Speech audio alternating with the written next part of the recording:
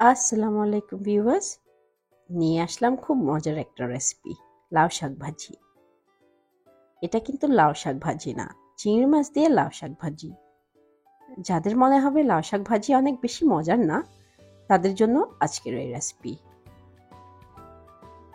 শাক ভাজির জন্য আমি এখানে নিয়েছি 1 আটি লাউ শাক। আর দেখে বুঝতেই পারছেন আমি লাউ শাকটাকে কিভাবে কেটে নিয়েছি। আরও লাগছে শুকনো মরিচ, একটা রসুন কুচি, 2টা পেঁয়াজ কুচি, একটা আলু কুচি, কাঁচামরিচ মাঝখান থেকে ফালি করা 4-5টা, আর চিংড়ি মাছ স্বাদ মতো। প্রথমে একটা প্যানে আলু দিয়ে দিচ্ছি আর দিচ্ছি শাকের ডাঁটা। দেখে বুঝতেই পারছেন আমি আলু আর শাকটাকে কিভাবে কেটে নিয়েছি। 1 কাপ পরিমাণ পানি দিয়ে দিচ্ছি, সেদ্ধ করে নিচ্ছি 5 মিনিট ঢাকনা দিয়ে। 5 মিনিট পর আমি শাকটাকে অ্যাড করে দিচ্ছি।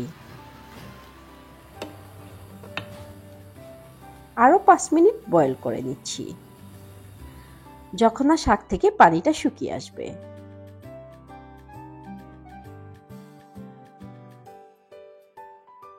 শাক বয়েল হয়ে গেছে, এখন আমি শাকগুলোকে তুলে নিলাম অফ ক্যামেরায়।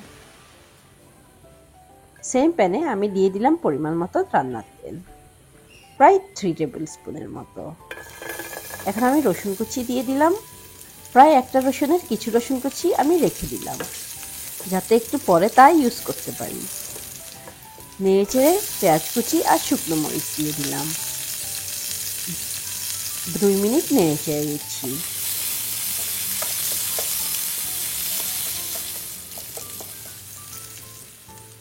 দুই মিনিট পর আমি চিংড়ি মাছ দিয়ে দিলাম।